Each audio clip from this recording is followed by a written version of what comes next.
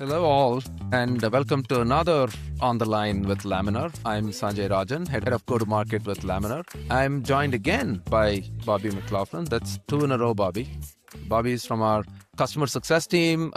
He joined us from Welch's, where he had responsibilities in customer ops and product commercialization. Fantastic to have him on the team. If you haven't checked out our previous one, go listen to that, please. So, Bobby, last time we talked a lot about consumer preferences and whatnot, a little bit about sustainability, clean labels. I want to talk to you a little bit about co-manufacturing. The one thing that I realized at some time ago is that those 27 flavors of Chick-fil-A sauces and all of those boxes that I have in my, or those packets that I have in my refrigerator is amazing. I mean, they just keep coming up with some flavors. I mean, and the same story with a lot of sauces, for example, right? And beverage. All of that, as many of our listeners will know, are co-manufactured because Chick-fil-A doesn't own plants. So what drove the rise of co-manufacturing and what is continuing to drive the rise of co-manufacturing? So from your standpoint, you've been out there. Give us some insights there. Sure. So, I think also from my perspective, we have the same looking fridge. I think we have those same sauces. Big fan of those myself. But I think when you look at the whole state of co-manufacturing, is like really two things that are driving it. One, it's you look at branded manufacturers, like they're heavy invested a lot of capital into their current assets for their plants, for their lines, for their capabilities. And many of those assets are capacity constrained. So if you look at their ability to produce what they need, it's driven by consumer demand. Having an ability to have a third party or a co-manufacturer help with that capacity, whether it be 10%, 15%, it helps be able to meet the consumer demand. The other side of it is the innovation. So again, it goes back to you have these assets, you want to be agile with the market. You want to innovate. You want to continuously bring on new flavors, new product offerings, new containers to continue to drive that innovation, to continue to capture new customers, to continue to keep your customers engaged. Well, the key to that is speed. And if you look at, okay, we have this really cool idea. Can we make it in-house? Well, maybe you can, maybe you can't. If you can't, well, you need to partner with somebody to do that. And there's two sides of that partnering, right? There's speed. So you contract out with someone who can help you get to the market first so that you're not following other people that are innovating with potentially the same idea. And the other part about it is it de-risks it immensely for you as the branded manufacturer, because you don't want to go out and do a 5-year plan to build out an immense capital investment on a product that could be a flop.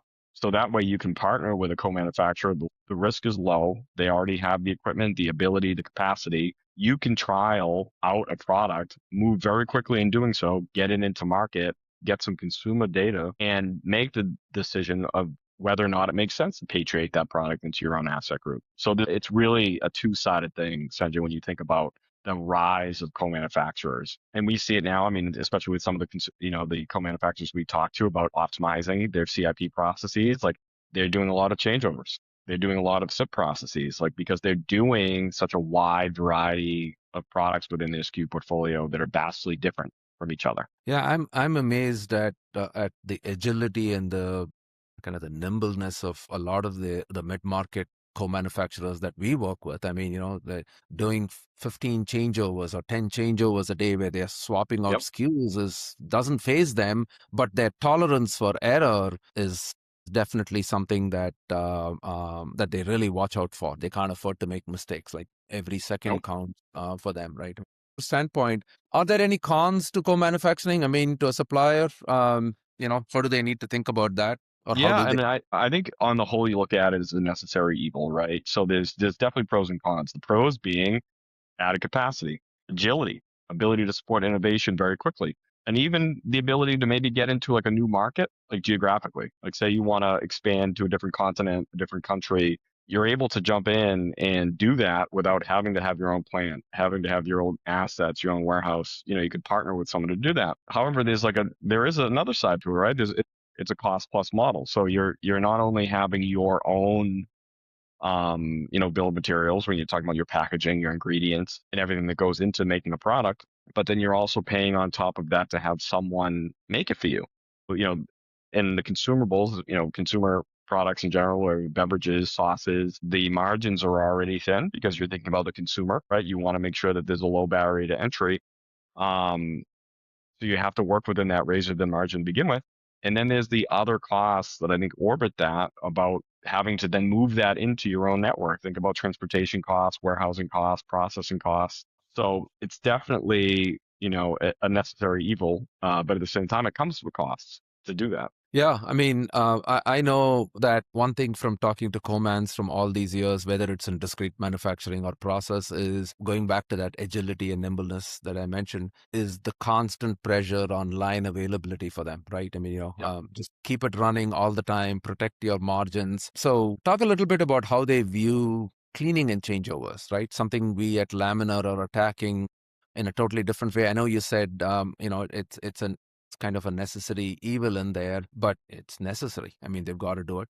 No, for sure. I mean, I think when you look at any manufacturer, whether it be a branded or a co-manufacturer, the wider that portfolio of SKUs, and I have this conversation all the time when I'm kind of having my first conversations with some of our customers, is how wide is that portfolio of products? What's the depth of SKUs that you're doing? Because the more SKUs that a plant or a facility is doing over the course of a week, a month, a year, that directly correlates to their cleaning and their changeover procedures.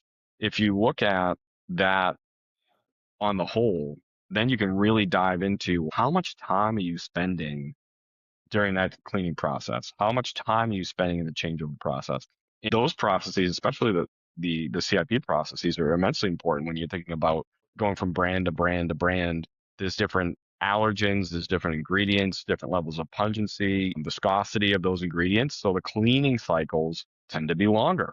And as you're adding more and more to that portfolio or your co-manufacturer, as you're running that business, you're natively adding more cleaning time. So what does that mean? Well, there's less time the line's actually producing product. For every customer that you bring in that has a different portfolio of SKUs, you're losing time or that you could be making actual product. You're losing time in that CIP and changeover process. So I think for us, a co-manufacturer is a great person or a great organization for us to talk to because they're already hyper focused on line time, line utilization, production utilization.